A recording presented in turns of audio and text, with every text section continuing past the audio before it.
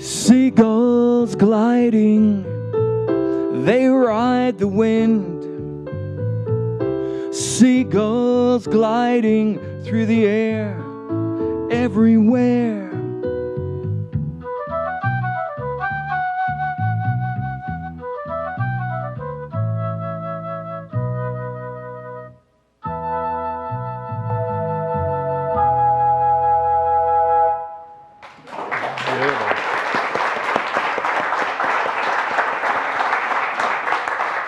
Thank you. Thanks, Billy. Well, good morning, everyone. Happy Sunday. I'm loving doing this. Do you guys know that? I don't know if you got that impression or not, but I love the opportunity to come up and share with you the things that I'm learning. Because it is a process for me in my spiritual growth, is just noticing and paying attention and learning and growing. And we've been having a wonderful exploration. And it's an exploration of a work by Eric Butterworth called Spiritual Economics. And I love the subtitle of it, The Principles and Process of True Prosperity. And it's really valuable to know that it's a process and that we're in the process. I shared this a little bit last week, that it's an ongoing process, and we tend to sometimes flow in and out of this understanding of our own good and our own blessings and our own prosperity. And as we begin to grow, we are expanding our, you might say we're expanding our consciousness, we're expanding our maturity of the principles that we're practicing and working with, and how that they apply, sometimes in very subtle ways in our lives. And one of the things I have to say that I love about Eric Butterworth, and a few of you have shared this with me also, is that when you read his work, he has a wonderful way of sharing some of the subtleties of the understanding of spiritual principles. And that there are sometimes very subtle shifts in our consciousness and awareness that make a huge difference. And it's oftentimes not that we actually see a lot of the big major things that we can do and shift, but sometimes it's little things. It's little understandings that begin to build in our energy and our consciousness and our feeling. As Esther and Jerry Hicks, it's a shift in our vibration level. And I think that's actually a way that helps me a lot of times to understand that I'm actually shifting my energy and my vibration level in terms of the thinking and the feelings that go on and that I hold in my consciousness. Came across a story, actually as a comic strip, The Family Circle, and you guys know that one and Billy says his dad goes up to the ATM and he withdraws some money. And little Jeffrey says, "Why do you have to go to work, Daddy, if you can get money here?" And I'm asking myself the same question. And I realized that, that's a wonderful understanding of how we sometimes have to shift our awareness and our consciousness and have a little bit more mature awareness about spirituality and about our source and about abundance. I came across a wonderful story, actually from Wayne Dyer. He shared this story. He said one of the most wonderful cards that he got from his children was when he was 64. He turned 64 years old, and he says it was one of the most, he said it was the funniest and also one of the most memorable cards that he received. And his cards gave him a card on his 64th birthday. It said, the front of it said, "Inside is a message from God." And then as he opened it, he was pleased that his children had finally, kind of appreciated his work and the work that he was doing. And he opened it and it said in big letters, "See you soon."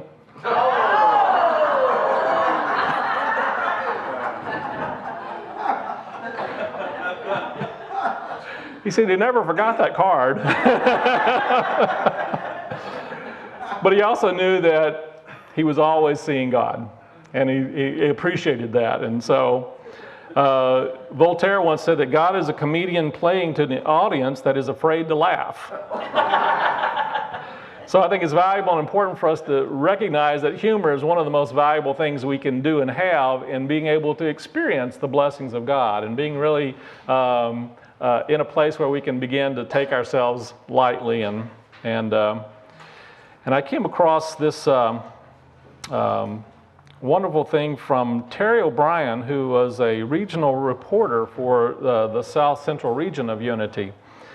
And she gave this little analogy about the presence of God in our lives.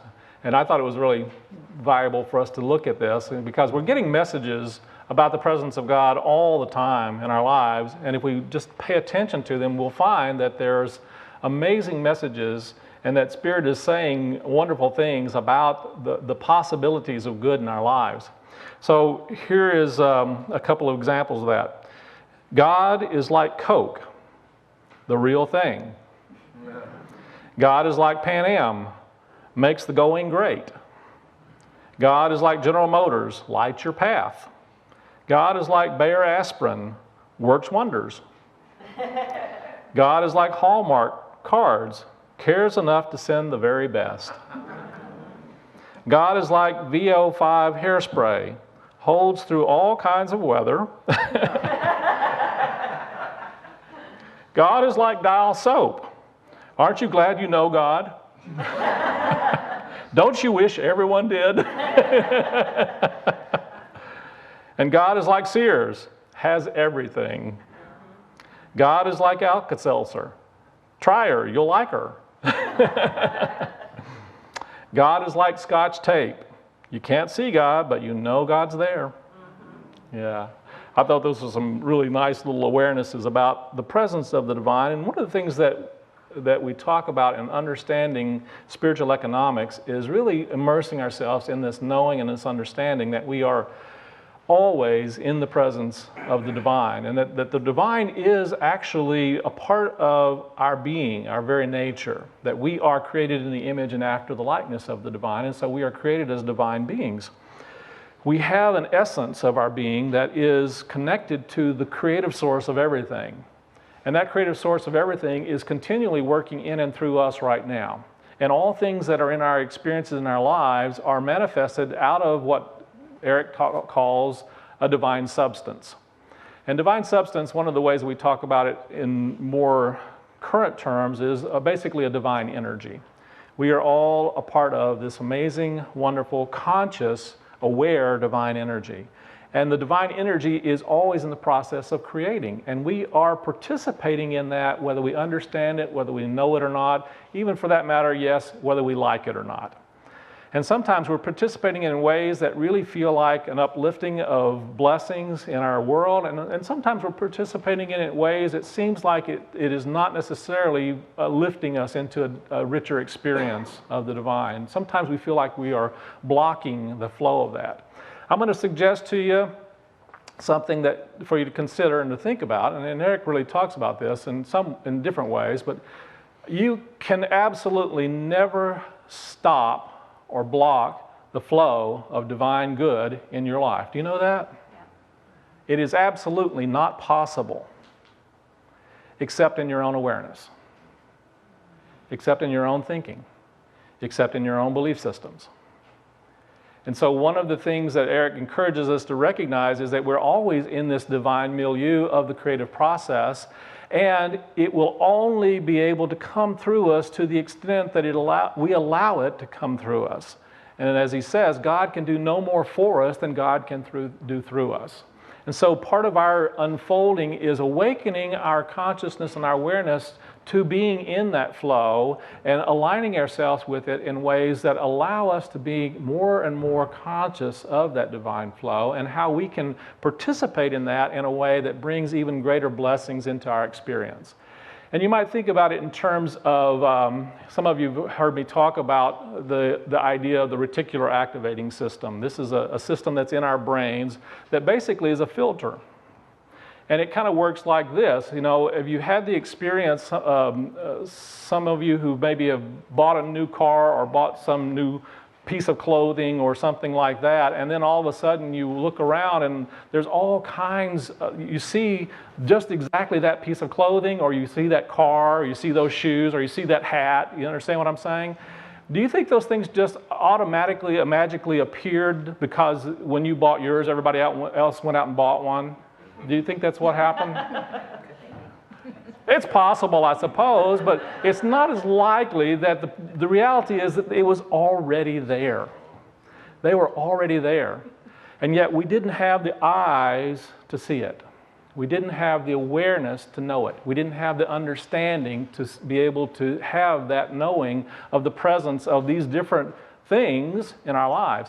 Well, in many ways, that's true of the divine presence also. Sometimes we have limited our awareness and our ability to take in the good that's already there and present for us in our lives. And so one of the next steps he encourages us to do is to really practice an energy of gratitude. An energy of gratitude is one of the things that moves us into an experience of recognizing and seeing even more of that good in our lives. It expands our ability to open ourselves to the possibilities of blessings in our world. And so as we do that, he talked about the next step is really moving into an understanding of our work, what it is that we are doing and what it is that we're here to do and what we're called to do. And that we are all, in a very real way, provided an opportunity to give of ourselves. And that's what our work truly is. It's an opportunity for us to be a part of that flow and give of our talents and our gifts in our lives. And the more we can tune into that knowing that we are here and we have an opportunity to share and to give, that we move ourselves into that flow. We move ourselves into that flow of finding and being in the place where we are either in our right place in terms of work, or we will be moved into our right place in terms of work.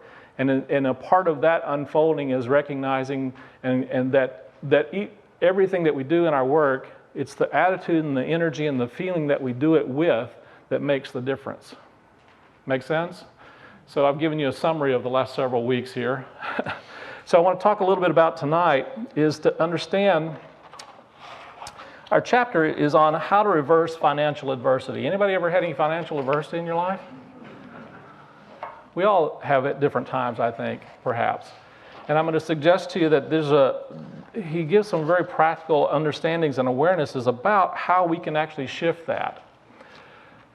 One of the things that he talks about is that it's important for us to get the understanding, the consciousness that the economy is a psychological phenomenon. Let me say that again. The economy is a psychological phenomenon. It is something that happens as a part of our collective mind. Make sense? It only happens as a part of our collective mind. And one of the things that Eric tries to help us to understand, and that is that we are not necessarily required to participate in the way that the rest of the collective experiences or views the economy. In fact, one of the things he encourages us to do is to notice and pay attention of how much we are participating in the difficulties that go on in our economy. And he talks about all of the way he kind of puts it is kind of like the cooler talk. You know, the cooler talk about how bad everything is and about how, it's all going to, where in a handbasket, and how we can get ourselves caught up in that participating in bringing our economy into a place of lack and limitation. And so one of the most valuable things that you and I can do for ourselves, as well as for the larger economy, is to not agree with and not participate in all of the negative talk about the economy.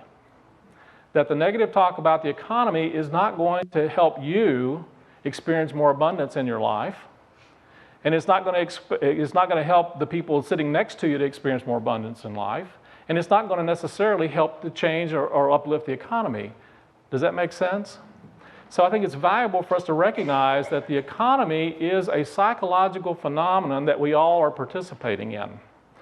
And yet, we have an opportunity to unsubscribe from the doctrines that are being presented to us. Do you understand? It's like you uncheck the box, folks.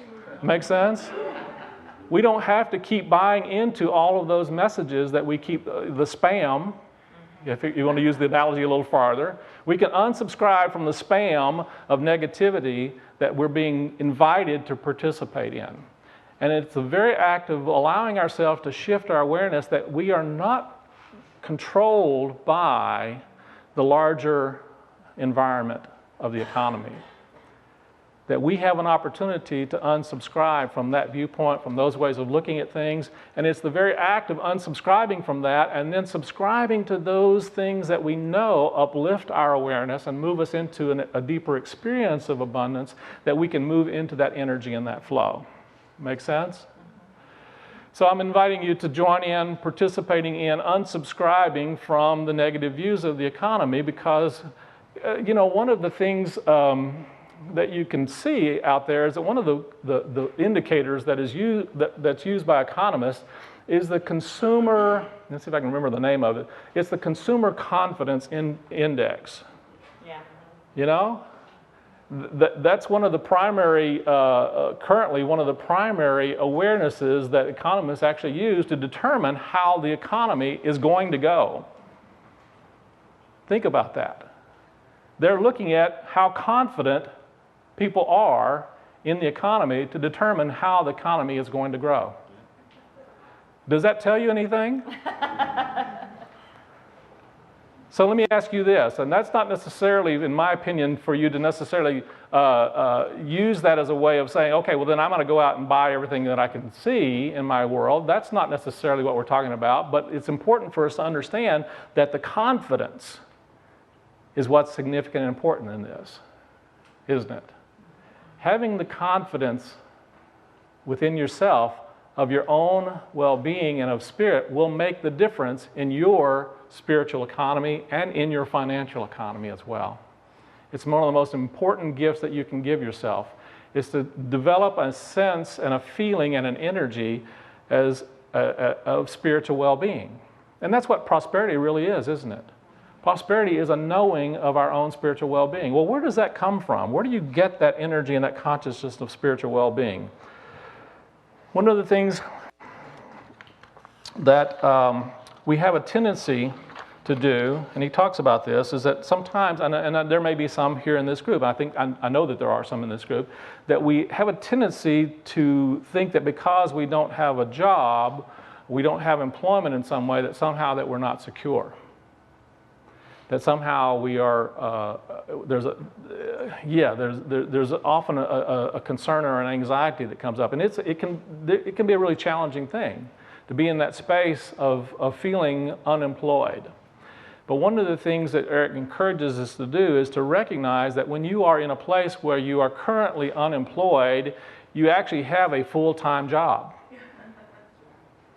And the full-time job is what? Is finding a job, right? And he encourages us to take that attitude that this is my work.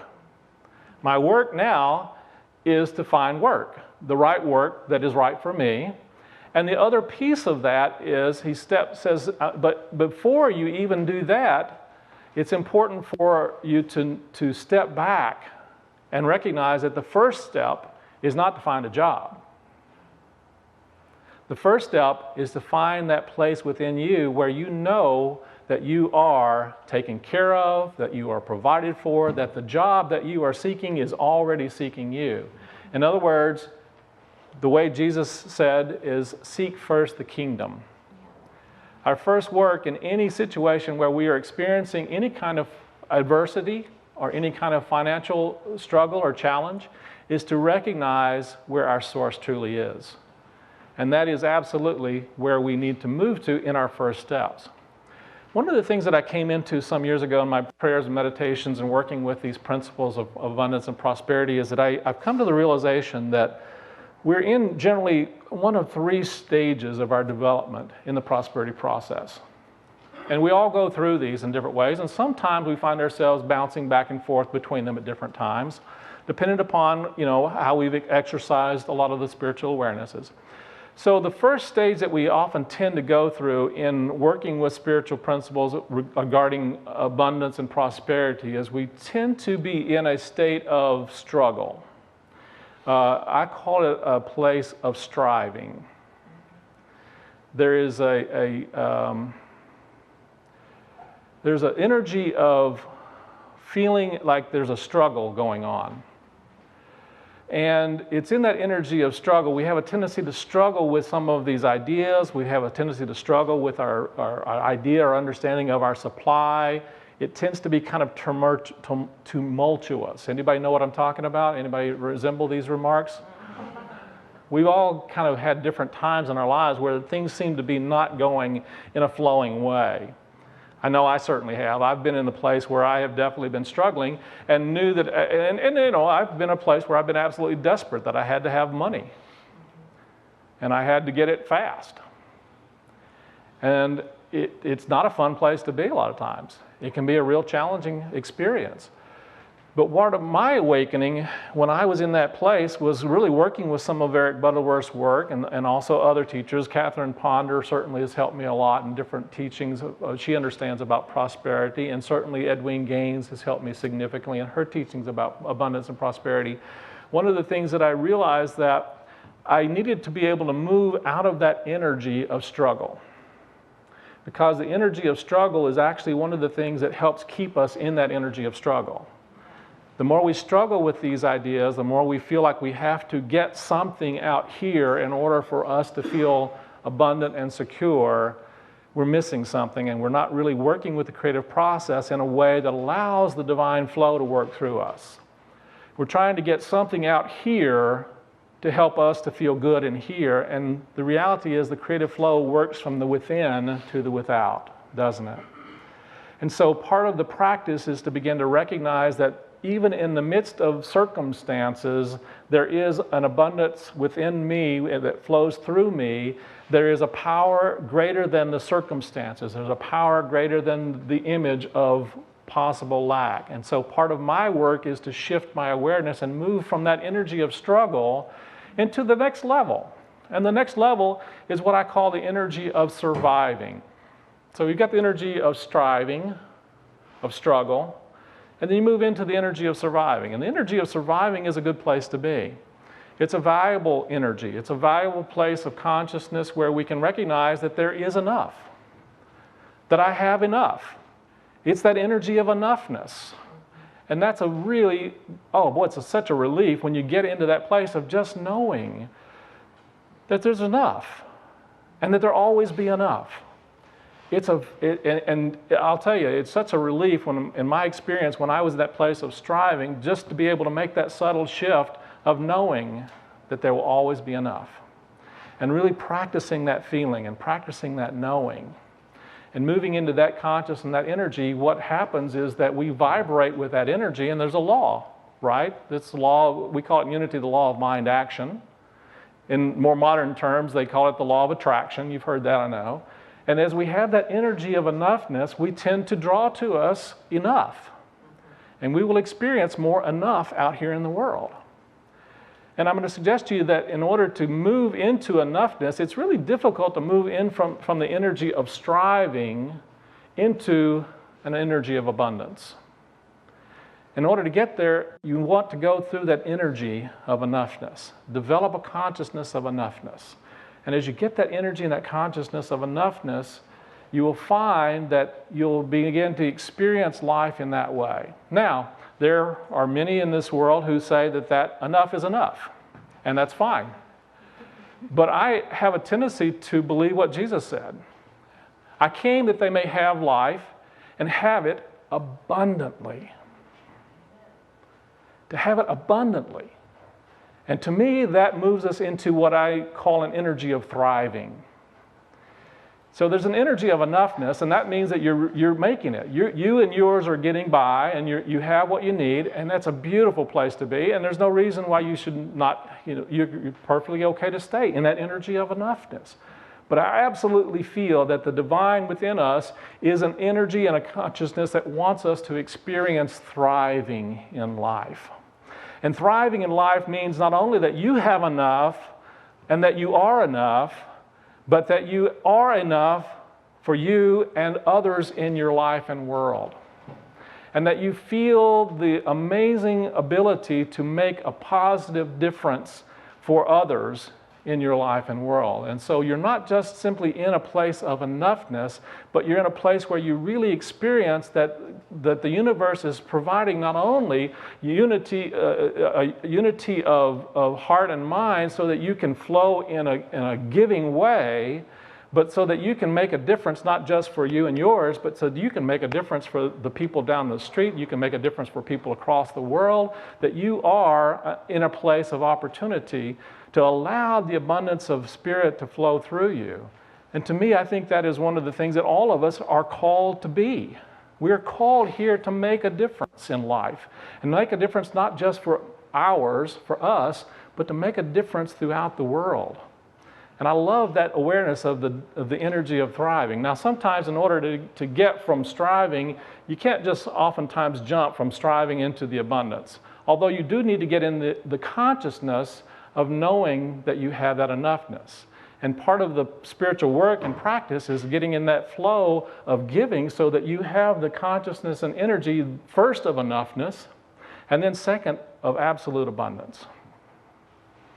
Does that make sense? Is that valuable? To me, it makes so much sense when I really moved into that. So I want to talk a little bit about security. We are in a world that is focused a lot on this idea of security. And one of the things that Eric is trying to help us to understand is that we have a tendency to place our security in things out here in the world. In our jobs, in our investments, in our savings accounts, in insurance. And one of the things that he really tries to help us to understand is it's important for us to shift our understanding that those are all channels through which we can experience good. But if we ever expect any of those to be our security, we are subverting the creative process, and we are, in a very real sense, making idols. We're making idols of our work. We believe that that's how we get our good, right? But it is simply a way that the divine can bless us. One of the things that really came to me as I was reading this chapter is that, you and I all have one employer. We really do. I don't care who signs your paycheck. That's part of the consciousness that Eric is trying to help us to get, is that we truly do work for the same employer, always. Whoever signs your paycheck is one of the employees of the person that you work for, or not the person, but the energy and the consciousness, the divine that you work for. And so one of the things he encourages an understanding that your security always comes from the one employer. Ultimately, there's one employer, and that we're all a part of that. We've all been hired to do a divine work, and only you can do the work that you have been hired to do. No one else can do that work.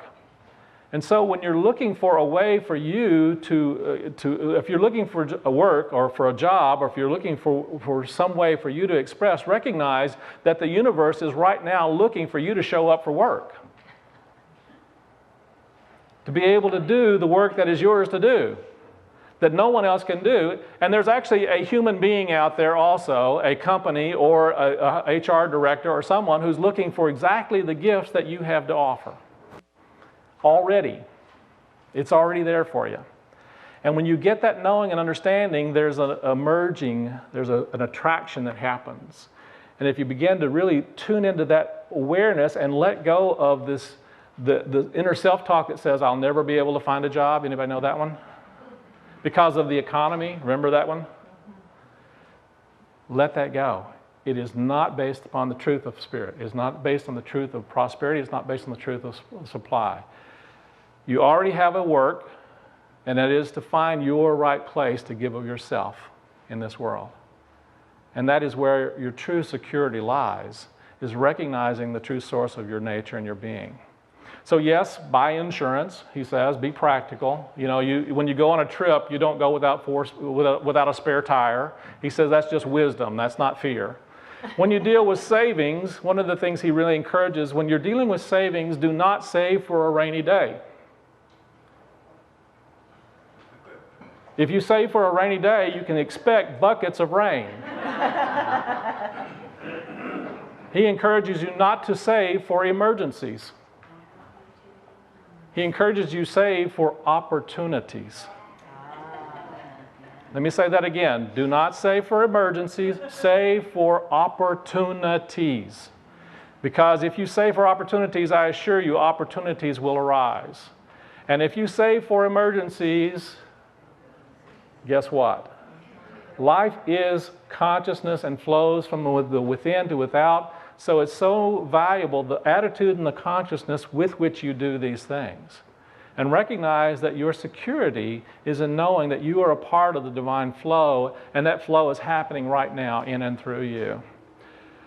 And so I want to close with that knowing that you are an expression of the divine, and you are a presence of the divine flowing and working, and God can never fail. Never has and never fail you. You are in that flow today, and I invite you to consciously participate in that knowing of your source. Have fun with it. Let's move into our meditation time.